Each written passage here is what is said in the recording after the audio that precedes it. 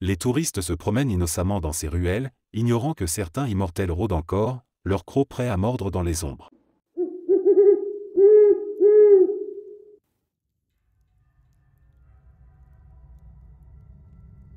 L'histoire du fantôme de l'Opéra de Paris est bien plus complexe qu'un simple conte de spectres. L'opéra, véritable joyau architectural, cache dans ses entrailles des légendes mystérieuses. Mais ce qui rend cette histoire fascinante, c'est qu'elle s'enracine dans des faits bien réels. Tout a commencé avec Éric, un homme au visage déformé, qui a vécu dans les sous-sols de l'Opéra Garnier. On raconte qu'il était un génie musical, un compositeur d'exception, mais son apparence monstrueuse l'a conduit à vivre caché. Un homme brisé, fuyant le regard des autres, cherchant la paix dans les profondeurs de l'édifice. La première fois que les rumeurs ont circulé, c'était en 1873, après l'inauguration de l'opéra. Des techniciens et des machinistes affirmaient entendre des bruits étranges dans les couloirs, des voix murmurées, ou voyaient des ombres furtives glisser le long des murs. Certains parlaient d'un homme masqué, rôdant dans les coulisses, jouant des mélodies à vous glacer le sang sur les orgues de la salle principale. Puis, il y a eu cet événement tragique, un lustre immense s'est effondré en plein milieu d'une représentation, tuant une spectatrice sur le coup. Un accident? Peut-être. Mais pour beaucoup, c'était la preuve de la présence du fantôme. Certains prétendent même que l'homme masqué, Éric, avait saboté le lustre pour se venger de ceux qui le méprisaient. L'histoire prit une dimension dramatique lorsque Christine Daae, une jeune cantatrice prometteuse, fit son apparition. Elle raconta plus tard avoir été séduite par une mystérieuse voix qui lui donnait des leçons secrètes dans les profondeurs de l'opéra. La voix prétendait être celle de l'ange de la musique, mais tout le monde savait qu'il s'agissait du fameux fantôme. Obsédé par Christine, Éric tomba éperdument amoureux d'elle, la kidnappa et l'emmena dans son repère souterrain. Ce fut Raoul, un noble jeune homme également amoureux de Christine, qui parvint à la sauver après une lutte acharnée contre le fantôme. Éric, rongé par le désespoir, aurait disparu pour ne jamais réapparaître. Cependant, des années après cette tragédie, des ouvriers continuent de rapporter des bruits étranges venant des profondeurs de l'opéra. Personne n'a jamais retrouvé le corps d'Éric, et certains affirment qu'il rôde encore sous l'Opéra Garnier, son cœur toujours brisé.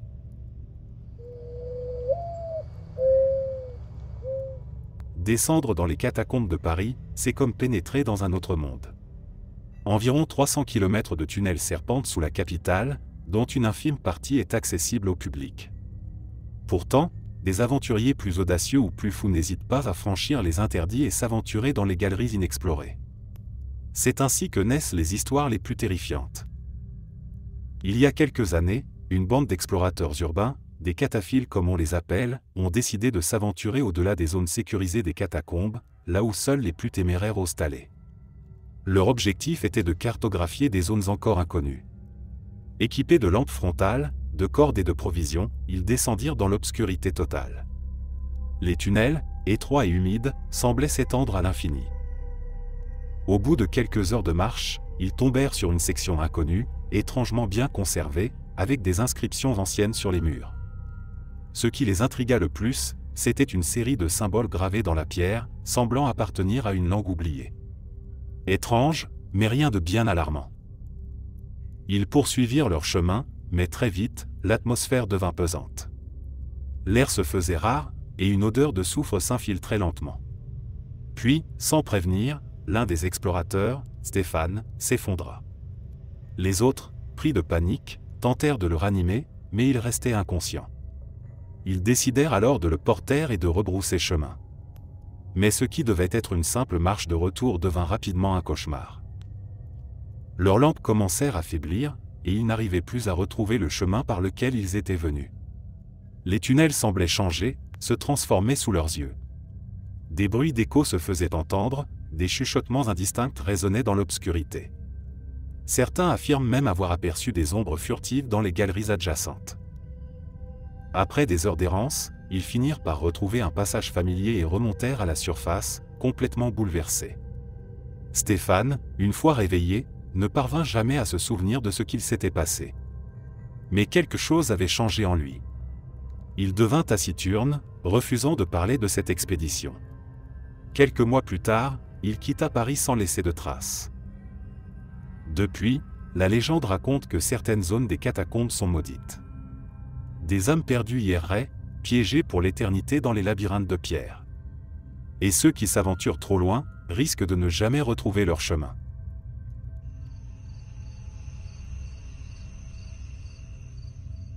Le tombeau de Napoléon Bonaparte. Mais si les touristes viennent en masse pour admirer son dôme doré et ses collections militaires, peu sont au courant des légendes qui entourent ce lieu chargé d'histoire. Parmi elles, celle qui intrigue le plus est sans doute celle du fantôme de Napoléon lui-même. On raconte que depuis que le corps de l'empereur a été rapatrié de l'île de Sainte-Hélène en 1840 et qu'il repose sous la majestueuse coupole, son esprit ne trouve pas la paix.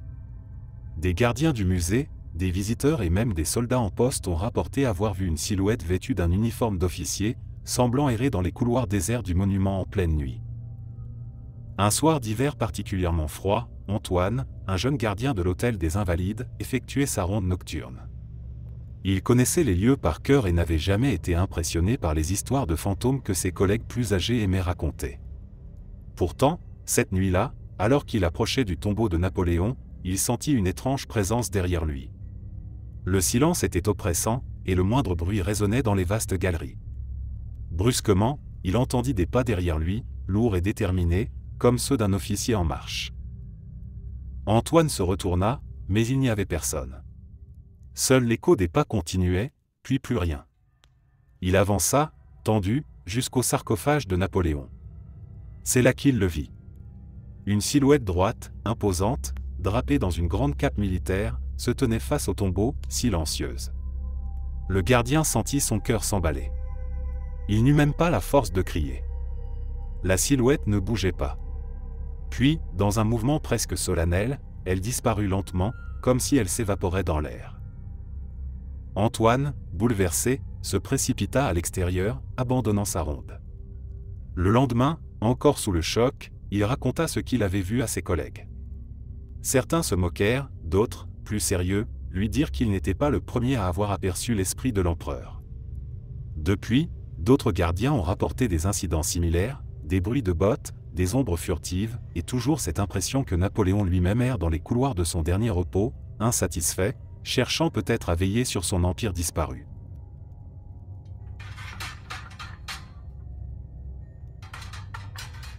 On a tous entendu des histoires étranges sur des voitures maudites, mais celle de la Citroën DS de Monsieur Delacour, dans les années 60, est sans doute l'une des plus effrayantes.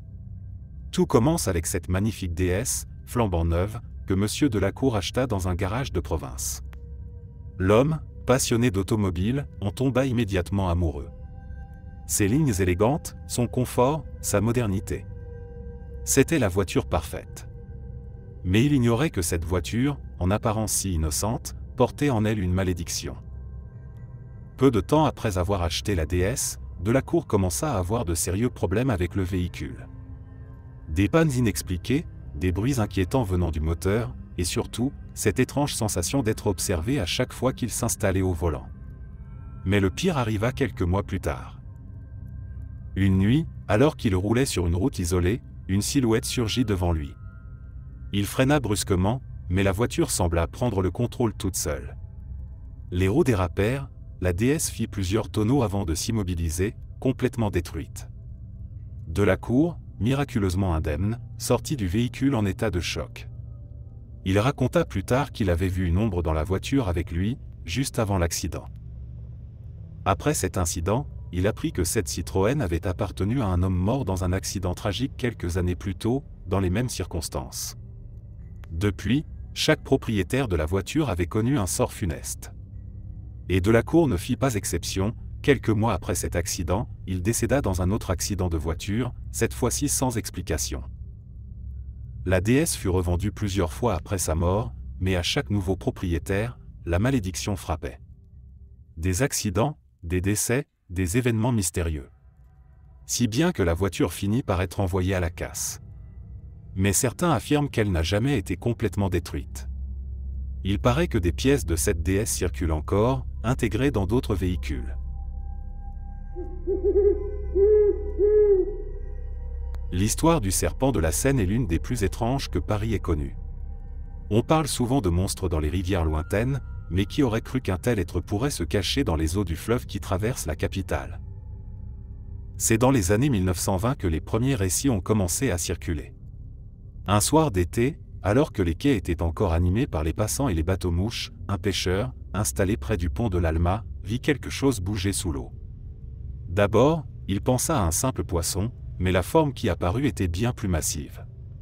Une immense ondulation parcourut la surface, comme si une créature gigantesque s'agitait juste sous ses pieds. Intrigué, le pêcheur tenta de suivre le mouvement du regard, mais la chose disparut aussi rapidement qu'elle était apparue. Il raconta son histoire à qui voulait l'entendre, mais bien sûr, personne ne le crut. Pourtant, les semaines suivantes, d'autres personnes rapportèrent avoir vu des mouvements étranges dans la Seine. Des mariniers, des promeneurs, des pêcheurs, tous affirmaient qu'une bête vivait dans le fleuve. Les descriptions étaient vagues, certains parlaient d'un serpent long de plusieurs mètres, d'autres évoquaient une créature aquatique avec une tête reptilienne et des yeux luminescents. L'histoire fit rapidement le tour de la ville, et des curieux se rassemblèrent sur les quais, espérant apercevoir le fameux serpent. Mais les apparitions étaient rares, presque insaisissables. Les autorités, évidemment sceptiques, menèrent des investigations. Des plongeurs furent même envoyés dans certaines zones où les témoignages étaient les plus fréquents, mais rien ne fut découvert. Pour beaucoup, cette créature n'était qu'un mythe, un mirage, né de l'imagination des Parisiens avides de sensations fortes. Et pourtant, de temps en temps, des rumeurs refont surface. Des gens jurent avoir vu quelque chose bouger dans l'eau la nuit, surtout par temps calme, quand la Seine semble presque endormie. Des ondulations inexplicables, des ombres étranges. Le serpent de la Seine pourrait-il encore être là, tapi dans les profondeurs, patientant dans l'obscurité?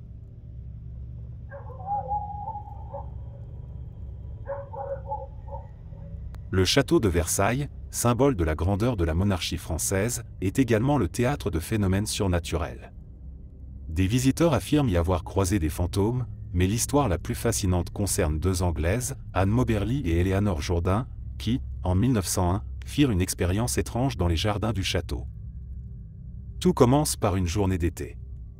Les deux femmes, en visite à Versailles, décidèrent de se promener dans le domaine de Trianon, un endroit paisible et légèrement excentré. Elles marchaient tranquillement lorsque soudain, elles eurent l'impression que l'atmosphère autour d'elles changeait. Le vent semblait s'être arrêté, et une étrange sensation d'oppression les envahissait. En avançant, elles virent des personnages habillés de façon ancienne, comme si elles venaient d'entrer dans une autre époque. Une femme en robe d'époque, assise près d'une table, les regardait d'un air étrange.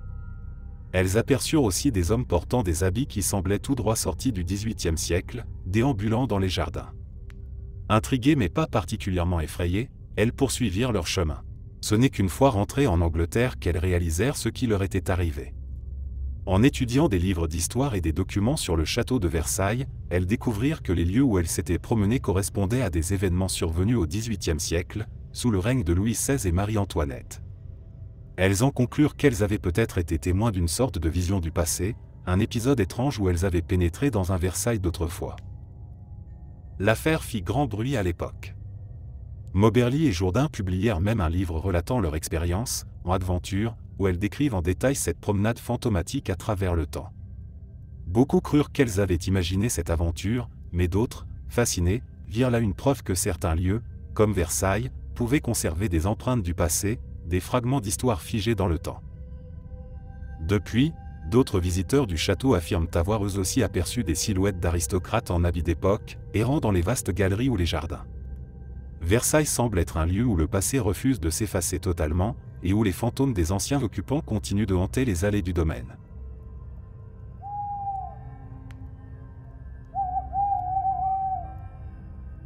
La tour Magne, située à Nîmes, est un vestige impressionnant de l'époque romaine. Elle surplombe la ville, majestueuse, et depuis des siècles, elle attise la curiosité des habitants et des voyageurs. Mais ce que peu de gens savent, c'est que cette tour est le centre d'une légende ancienne, celle d'un trésor romain caché dans ses entrailles. Selon la légende, ce trésor remonterait à l'époque où l'empereur Auguste régnait sur l'Empire romain.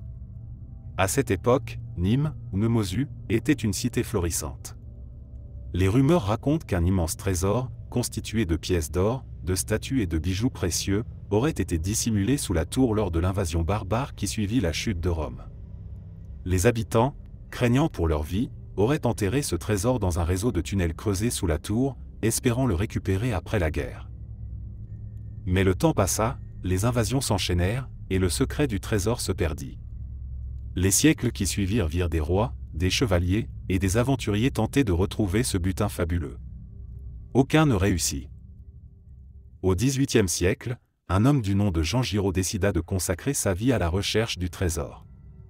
Il passa des années à étudier les archives, à analyser les structures souterraines de la tour, et à creuser dans ses entrailles. Il était convaincu que le trésor n'était pas un simple mythe. Un jour, alors qu'il creusait près de la base de la tour, il tomba sur une cavité. Excité, il poursuivit ses fouilles avec plus de ferveur. Mais étrangement, une nuit, Giraud disparut sans laisser de traces. Ses outils furent retrouvés près de l'ouverture qu'il avait creusée, mais lui, ainsi que le trésor, restèrent introuvables. Aujourd'hui encore, certains affirment que le trésor repose toujours sous la tour Magne, attendant d'être découvert. Mais d'autres pensent que Giraud, comme tant d'autres avant lui, a été victime de la malédiction qui protège ce trésor. Car la légende dit que quiconque osera s'emparer de ce butin ne pourra jamais en profiter, et que la tour veille jalousement sur ses richesses.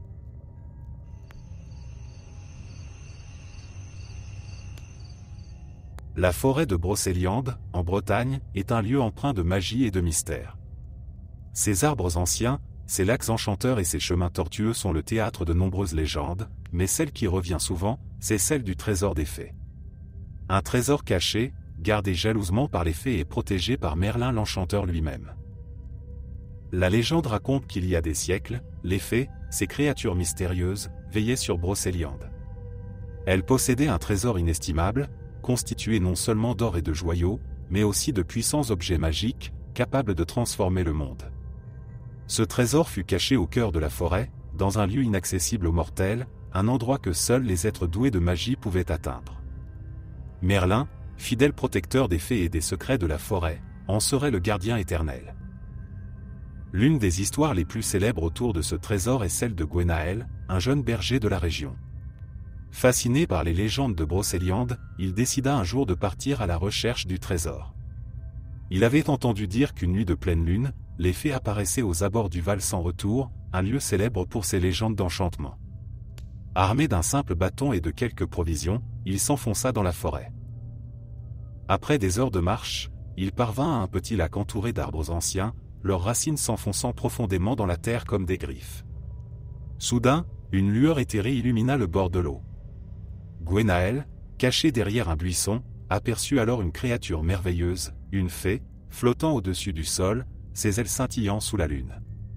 Fasciné, il resta immobile, osant à peine respirer. La fée se pencha sur le lac et murmura quelques mots dans une langue ancienne. À cet instant, les eaux se mirent à tourbillonner, révélant un passage vers les profondeurs. Gwenaël, pris d'un élan de curiosité irrépressible, s'approcha. Mais la fée, sentant sa présence, se tourna vers lui. « Ce trésor n'est pas pour toi, humain, dit-elle d'une voix douce mais ferme. Ceux qui tentent de le prendre sans être invités s'exposent à une malédiction éternelle. » Terrifié mais déterminé, Gwenaël fit un pas de plus vers le lac. Mais au moment où il toucha l'eau, un éclat de lumière l'aveugla, et il fut projeté en arrière. Lorsqu'il se réveilla, la fée avait disparu, et le lac était redevenu calme. Gwenaël retourna au village, la tête pleine de visions, mais sans le trésor qu'il espérait tant. Depuis ce jour, il n'a plus jamais été le même. Il erra dans la forêt, perdu, toujours à la recherche de ce trésor qui semblait la clé. Les habitants de la région disaient qu'il avait été ensorcelé par les fées, condamné à chercher sans fin quelque chose qu'il ne pourrait jamais obtenir.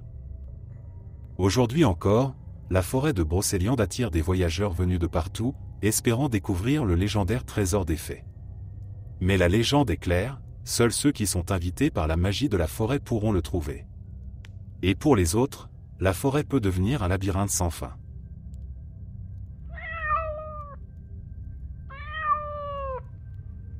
Imaginez les pentes enneigées du Mont Blanc, majestueuses, silencieuses, presque irréelles sous le clair de lune. C'est dans ce décor somptueux que plusieurs alpinistes jurent avoir aperçu quelque chose de totalement anormal, une créature, humanoïde, poilue, grande et robuste, rôdant dans les hauteurs de la montagne. Tout commença avec le témoignage d'un groupe de randonneurs en 1954. Ils étaient partis pour une expédition sur les flancs du Mont Blanc quand, soudain, l'un d'eux crut voir une silhouette étrange se déplacer dans la neige. Au début, il pensait à un autre alpiniste, mais plus il s'approchait, plus l'apparence de cette silhouette les troublait. Elle était bien trop massive pour être humaine, et ses mouvements étaient rapides, presque anormaux pour un terrain aussi escarpé. Pris de panique, les randonneurs firent demi-tour. De retour au village, ils racontèrent leur mésaventure, mais furent accueillis avec des rires et des moqueries. Personne ne voulait croire à l'existence d'un Yéti des Alpes. Pourtant, les témoignages commencèrent à se multiplier. Des guides locaux, des alpinistes chevronnés, rapportèrent eux aussi des bruits étranges la nuit, des traces énormes dans la neige ou des ombres furtives dans les forêts proches des glaciers. Mais ce qui glaça le sang de tous, ce fut la découverte, en 1962, d'un corps mutilé. Un alpiniste avait été retrouvé, déchiqueté, comme si une bête sauvage l'avait attaqué. Aucune explication rationnelle ne put être donnée. Depuis, les légendes continuent de circuler. Certains parlent d'une créature préhistorique qui aurait survécu, se nourrissant des animaux de montagne et évitant les humains. D'autres y voient une malédiction. Mais une chose est sûre, ceux qui s'aventurent trop loin dans les hauteurs du Mont Blanc ne reviennent pas toujours pour raconter leur histoire.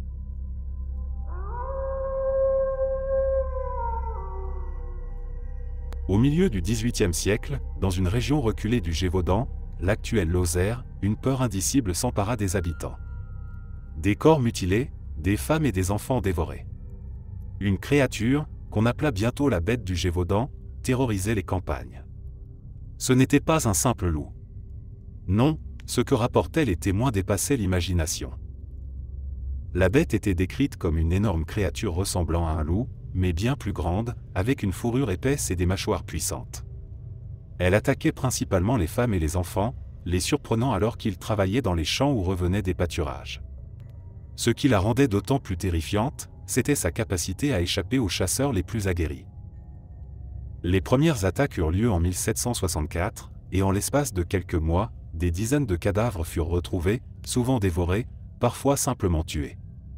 Les villageois, terrifiés, firent appel à la noblesse locale, et bientôt, des expéditions furent organisées pour chasser la bête. Mais à chaque fois qu'on croyait l'avoir abattue, d'autres attaques survenaient. Le roi Louis XV lui-même envoya des chasseurs professionnels pour capturer ou tuer la créature. Un énorme loup fut abattu en 1765 et on le présenta comme la bête. Mais les attaques ne cessèrent pas pour autant. Certains commencèrent à murmurer que ce n'était pas un animal, mais une créature surnaturelle, peut-être même un loup-garou. Finalement, en 1767, un autre loup gigantesque fut tué par un chasseur local nommé Jean Chastel. Cette fois, les attaques s'arrêtèrent. Mais des questions demeurent, la bête était-elle réellement un simple animal?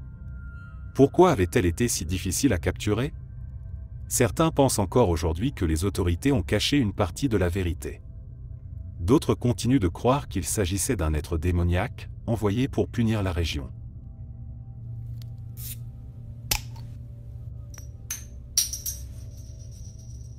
Dans une petite ville de Normandie, près de Gisors, un vieux château se dresse fièrement, témoin de siècles d'histoire.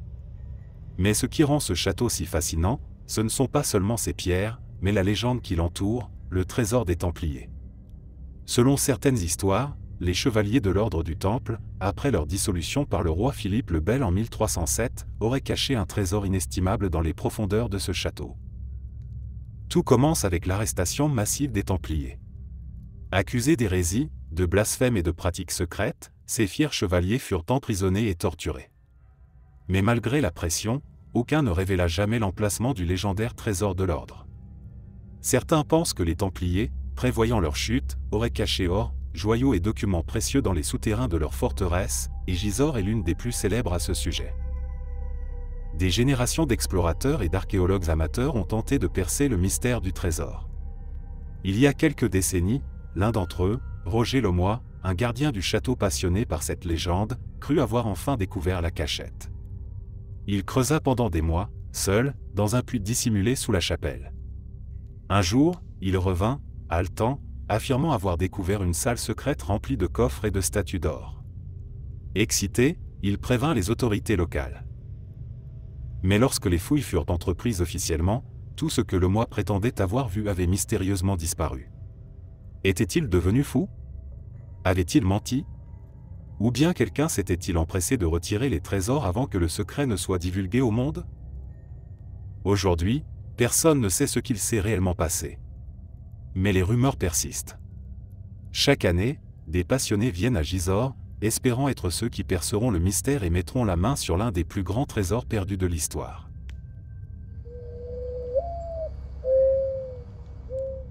Figeac, petite ville pittoresque du Lot, est surtout connue pour son patrimoine historique et ses ruelles médiévales. Mais au cœur de cette ville tranquille se dresse un monument qui intrigue depuis des siècles, la Lanterne des Morts. Ce curieux édifice en pierre, élancé et solitaire, est chargé d'une aura de mystère, et une légende persiste, chuchotée par les habitants du village, la lanterne abriterait l'esprit d'une âme errante. La Lanterne des Morts, construite au XIIe siècle, servait autrefois de phare pour guider les âmes des défunts vers l'au-delà. Selon les anciens, une lumière devait y être allumée lors des cérémonies funéraires afin d'illuminer le chemin de l'esprit du défunt, lui offrant ainsi un passage vers l'autre monde. Mais un jour, une tragédie frappa Figeac, et c'est à ce moment que la légende prit forme. L'histoire raconte que, durant une nuit orageuse, une jeune femme du nom de Marguerite, fille d'un notable de la ville, fut retrouvée morte près de la lanterne. Les circonstances de sa mort restèrent floues. Certains murmurèrent qu'elle avait été assassinée, d'autres qu'elle s'était suicidée, délaissée par un amant qui l'avait trahie. Quoi qu'il en soit, son corps fut retrouvé au pied de la lanterne, ses yeux ouverts fixant le ciel orageux, comme si elle attendait quelque chose ou quelqu'un. Le lendemain de sa mort, la ville fut plongée dans une atmosphère étrange. Les habitants affirmaient entendre des murmures, comme des prières chuchotées, autour de la lanterne. Un soir, un passant prétendit avoir vu une lueur mystérieuse au sommet du monument, une flamme qui vacillait sans qu'aucun feu n'ait été allumé. On disait que c'était l'âme de Marguerite, piégée entre deux mondes, incapable de trouver le repos. La légende se renforça lorsqu'un prêtre local, intrigué par ces récits, décida de passer une nuit près de la lanterne pour percer le mystère. Il s'installa au pied de l'édifice avec une lanterne et des prières, convaincu qu'il mettrait un terme à ces rumeurs. Mais à l'aube, le prêtre fut retrouvé inconscient, le visage livide, avec une expression de terreur figée. Une fois revenu à lui, il refusa catégoriquement de parler de ce qu'il avait vu cette nuit-là, affirmant seulement qu'il n'approcherait plus jamais la lanterne. Au fil des siècles, d'autres phénomènes similaires ont été rapportés. Certains disent avoir vu une femme en blanc rôder autour de la Lanterne des Morts, toujours à la tombée de la nuit. D'autres affirment avoir entendu des pleurs lointains, portés par le vent, ou ressenti un froid glacial en passant près du monument, même en plein été. Les anciens du village croient fermement que l'esprit de Marguerite hante toujours cet endroit, cherchant désespérément à obtenir justice ou à retrouver celui qui l'a trahi. Ils conseillent de ne jamais s'approcher de la lanterne après le coucher du soleil. L'un d'eux, un vieux berger du nom de Gaston, m'a un jour confié que la nuit, lorsqu'il ramenait ses moutons tardivement, il évitait soigneusement de passer par là. J'ai vu cette lumière, m'a-t-il dit, les yeux pleins de souvenirs inquiétants. Une flamme qui danse, mais qui n'éclaire rien. Ce n'est pas naturel. Ce n'est pas pour nous, vivants. Aujourd'hui encore, si vous demandez aux habitants de Figeac, beaucoup vous parleront de cette lanterne avec une certaine réticence. Elle est là, majestueuse et silencieuse, mais personne ne sait vraiment ce qu'elle cache. Et ceux qui prétendent l'avoir approchée de trop près vous diront que la lumière qui s'y allume parfois n'est pas une simple flamme, mais le signe d'un esprit qui attend, quelque chose qu'il ne trouvera jamais.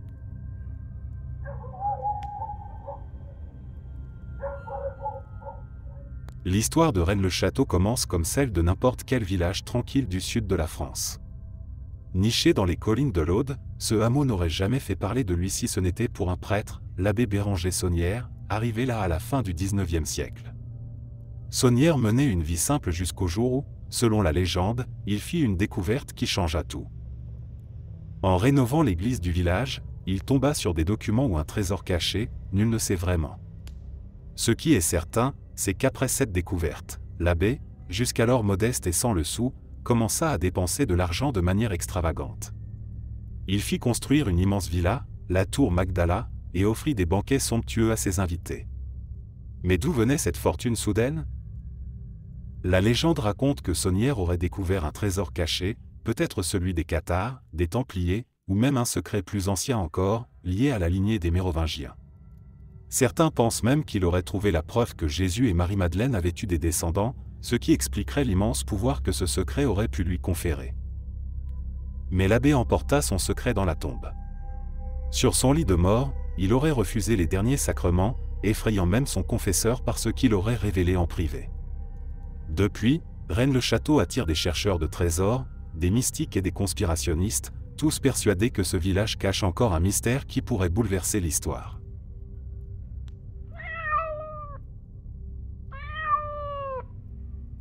Le métro parisien, avec ses tunnels sombres et ses stations parfois désertées, est le cadre idéal pour une légende urbaine.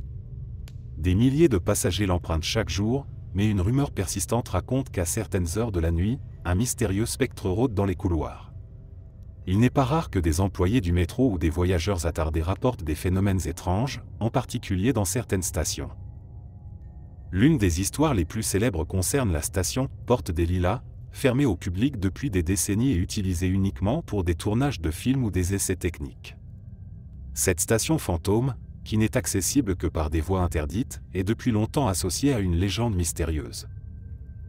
Un soir, un conducteur de métro en service de nuit racontait avoir aperçu une silhouette floue sur le quai de la station fermée. Pensant qu'il s'agissait d'un intrus, il ralentit son train et lança une alerte. Mais lorsqu'il se rapprocha, la silhouette disparut.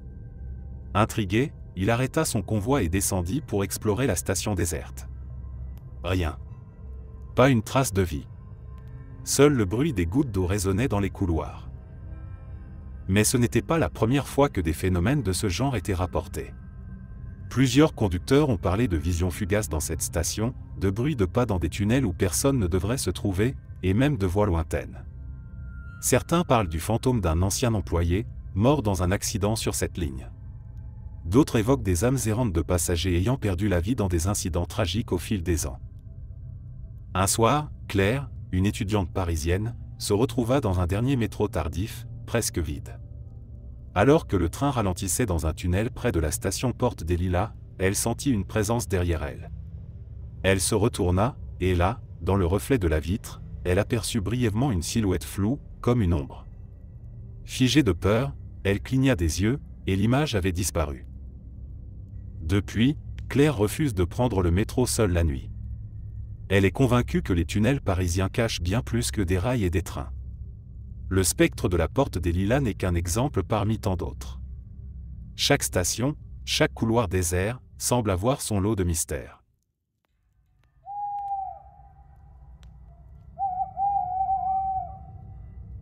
Sur l'île de Ré, réputée pour ses plages et ses villages pittoresques, une légende bien plus sombre plane.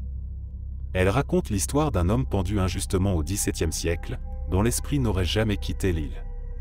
On l'appelle le pendu de l'île de Ré. Il y a plus de 3 siècles, dans un petit village de l'île, un homme du nom de Pierre Casgrain fut accusé à tort de vol. À l'époque, les lois étaient sévères, et malgré son innocence, il fut condamné à mort. Son exécution eut lieu en pleine place du village, sous les yeux des habitants, impuissants. Il fut pendu à un vieux chêne, et son corps resta suspendu pendant plusieurs jours, servant d'avertissement à quiconque oserait défier la justice. Mais la légende ne s'arrête pas là. On raconte que, peu après l'exécution, des phénomènes étranges commencèrent à se produire autour de l'arbre où Pierre avait été pendu. Les villageois entendirent des cris la nuit, des gémissements de désespoir, et certains affirmaient même avoir vu l'ombre d'un homme pendu se balançant doucement au gré du vent, même en l'absence de toute corde. L'arbre fut abattu, mais cela ne mit pas fin aux apparitions. Des pêcheurs rapportèrent avoir vu, au bord de l'eau, un homme en haillons, les traits déformés par la douleur, se tenir près des falaises au coucher du soleil. D'autres affirmèrent qu'en passant près du lieu de l'ancienne potence, ils ressentaient une étrange pression dans l'air, comme si une présence invisible les observait. Au fil des siècles, l'histoire du pendu de l'île de Ré est devenue une légende locale. Aujourd'hui, les habitants n'aiment pas trop en parler, surtout à la tombée de la nuit. Certains croient que l'esprit de Pierre cherche toujours à obtenir justice pour le crime qu'il n'a jamais commis, tandis que d'autres pensent qu'il s'agit simplement d'un avertissement pour ceux qui s'égarent du droit chemin. Quoi qu'il en soit, les anciens disent que si vous vous promenez seul, à la nuit tombée, sur les côtes de l'île de Ré, vous pourriez apercevoir une ombre suspendue dans le vent. Et si vous entendez des gémissements près des falaises, mieux vaut ne pas s'attarder, car le pendu n'aime pas la compagnie des vivants.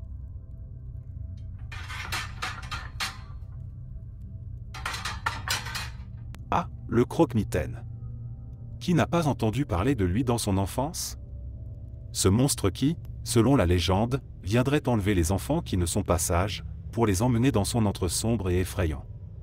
Mais si vous demandez aux anciens, ils vous diront que cette histoire est bien plus qu'un simple conte pour effrayer les petits. Le croque-mitaine, ou l'ogre, comme certains l'appellent, a des origines très anciennes. Dans le folklore français, il prend plusieurs formes. Tantôt un géant difforme avec des dents pointues, tantôt une silhouette noire qui se glisse dans les chambres des enfants la nuit. Mais toujours, il a le même objectif, attraper les jeunes désobéissants et les emmener dans un lieu dont ils ne reviendront jamais. Dans certaines régions, on raconte que le croque-mitaine est en réalité un esprit vengeur, un ancien père dont les enfants lui avaient été enlevés, et qui revient maintenant pour se venger sur les autres. D'autres disent qu'il est un démon, invoqué par des sorciers pour punir les familles indisciplinées. La légende du croque-mitaine est particulièrement vivace en Bretagne. Là-bas, les parents avertissent leurs enfants qu'à la tombée de la nuit, le monstre rôde. On raconte que dans un petit village près de Quimper, un enfant turbulent, refusant d'écouter les mises en garde de ses parents, disparut mystérieusement un soir. Les villageois organisèrent des recherches, mais il ne fut jamais retrouvé. Depuis ce jour, personne n'ose défier la légende du croque-mitaine. Ce qui est certain, c'est que chaque enfant a, un jour ou l'autre, ressenti cette peur irrationnelle qu'une créature étrange pourrait venir dans sa chambre la nuit. Et c'est peut-être là la véritable puissance de la légende du croque-mitaine, cette capacité à alimenter nos peurs les plus profondes et les plus anciennes.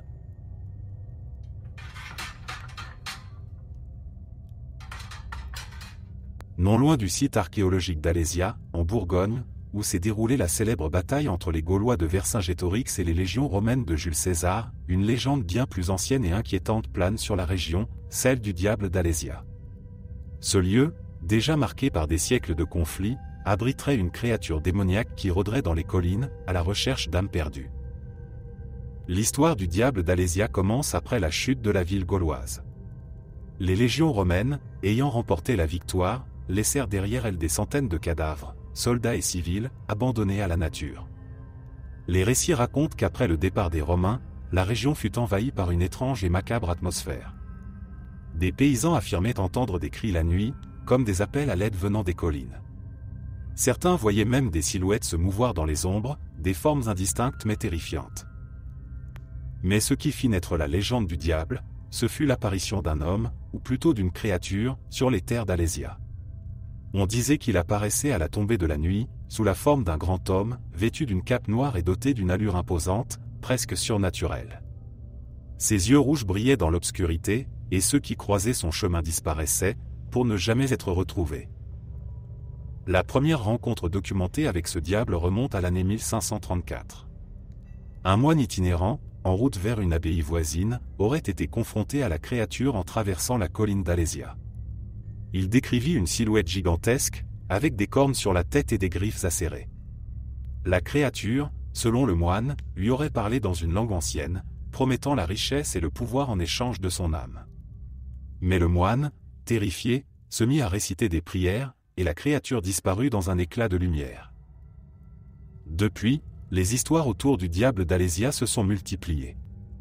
Certains disent qu'il est une manifestation du mal qui a imprégné la terre après tant de morts violentes. D'autres croient qu'il est un ancien dieu païen, autrefois vénéré par les Gaulois, devenu maléfique après l'arrivée des Romains. Quoi qu'il en soit, ceux qui osent s'aventurer sur les collines la nuit parlent toujours de cette étrange sensation de malaise, comme si quelque chose les observait. Il y a quelques années, un groupe d'amateurs de paranormal décida de mener une enquête nocturne sur le site d'Alésia, armé de caméras et de détecteurs de mouvement. Pendant des heures, ils arpentèrent la colline sans rien voir d'inhabituel. Mais en visionnant les images le lendemain, ils découvrirent quelque chose de troublant. Sur une séquence, on pouvait apercevoir, furtivement, une silhouette sombre se déplacer derrière eux, bien trop grande pour être un humain.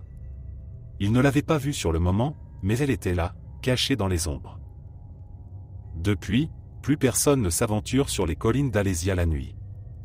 Les anciens disent que le diable y réside encore, attendant patiemment que quelqu'un de suffisamment imprudent croise son chemin.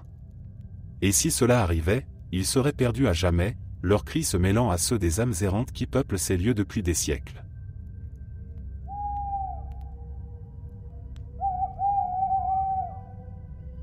Paris, la ville lumière, avec ses cafés pittoresques, ses boulevards élégants et ses monuments majestueux, semble un endroit bien éloigné des créatures de la nuit. Mais sous ces rues animées, dans les ruelles sombres et les sous-sols oubliés, une autre légende s'est enracinée au fil des siècles, celle des vampires qui rôderaient dans les quartiers les plus anciens de la ville, notamment celui du Marais. La légende des vampires de Paris remonte au Moyen Âge. À cette époque, le quartier du Marais était loin d'être aussi prisé qu'aujourd'hui. C'était une zone marécageuse, malfamée, où les crimes étaient monnaie courante. Mais plus inquiétant encore, des habitants rapportèrent plusieurs cas de disparition inexpliqués. Des jeunes hommes et des jeunes femmes, en pleine force de l'âge, semblaient s'évaporer sans laisser de traces. Les autorités ne trouvèrent jamais d'explication satisfaisante, mais les rumeurs commencèrent à se répandre. On parlait d'un homme mystérieux, un noble étranger installé dans un hôtel particulier du quartier. Il vivait dans l'ombre, ne sortait que la nuit, et ses domestiques semblaient eux aussi étrangement discrets. Certains habitants affirmèrent avoir vu des lumières vaciller derrière ses fenêtres bien après minuit, et des ombres se mouvoir, sans jamais pouvoir identifier qui elles étaient. D'autres racontèrent qu'ils avaient aperçu l'homme dans les rues tard dans la nuit, se faufilant dans les ruelles, vêtu d'une longue cape noire. Le mystère s'épaissit lorsque l'on retrouva le corps d'un jeune homme dans une impasse du quartier, vidé de son sang, sans aucune trace de lutte. La police tenta de minimiser l'affaire, parlant d'une attaque d'animaux sauvages, mais le peuple, lui, parlait déjà de vampires. L'idée d'un monstre se nourrissant du sang des innocents se répandit rapidement dans les tavernes et les marchés. On dit même que des prêtres furent dépêchés discrètement pour bénir certaines maisons du quartier, effrayés par les récits qui circulaient. Mais la légende prit une nouvelle ampleur avec l'histoire d'une jeune couturière du nom de Jeanne. Un soir, alors qu'elle rentrait chez elle après une longue journée de travail, elle croisa le chemin d'un homme d'une élégance rare, qui lui proposa de l'accompagner dans les rues sombres. Fatiguée, mais aussi curieuse, elle accepta. L'homme était courtois, charmant même, mais au fur et à mesure de leur marche, Jeanne commença à ressentir un malaise. Il semblait trop parfait, trop froid, et surtout, il lui arrivait de disparaître brièvement dans l'ombre pour réapparaître sans bruit, comme s'il flottait. Arrivé devant une grande porte en bois, l'homme l'invita à entrer. Jeanne, maintenant inquiète, refusa poliment et tenta de s'éloigner. Mais l'homme changea brusquement de comportement. Son regard se fit plus intense, presque hypnotique, et il tenta de l'attirer vers lui. Jeanne, sentant le danger, parvint à s'échapper et courut sans se retourner. Le lendemain, encore secouée, elle raconta son aventure à une amie, qui lui confia une information troublante: l'hôtel particulier où l'homme l'avait conduite était abandonné depuis des décennies. Personne n'y vivait, et aucun noble n'avait été vu dans ce quartier depuis longtemps. Les récits de vampires ne disparurent jamais complètement.